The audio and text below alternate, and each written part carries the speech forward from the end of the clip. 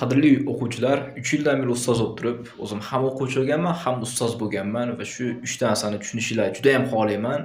O'quv markazida, maktabda va undan tashqari samostoятельный tutorlik qilib o'rgangan narsalarim. Birinchisi bu albatta, agar siz 4-5 oydan beri ingliz tiliga borib turib natija qilmayotgan bo'lsangiz, shu muammoligini tushunishimiz. Chunki bizda ko'p hozir muammo bo'lib qolyapti. Nimadir desangiz, o'quv markazlariga o'quvchilar borib, kelib yurib, hech qanaqa natijasi yo'q afsuski. Hattoki ishonasiz, bugun bitta o'quvchi bilan gaplashdim. Bir necha yillardan beri ingliz tili o'rganyapti ekan, lekin hali ham present simple, past simple'larda xatolar qilib yuribdi.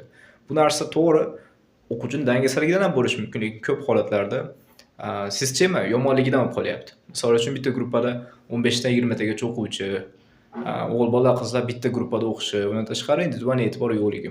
Shu 3 muammoni ham o'zim misol yo'qotib, ustozlikda boshqa o'ringa olib chiqdim deb o'ylayman. O'zim shaxsan o'zim uchun oldin o'quv markaz va maktablarda o'qitganimga nisbatan.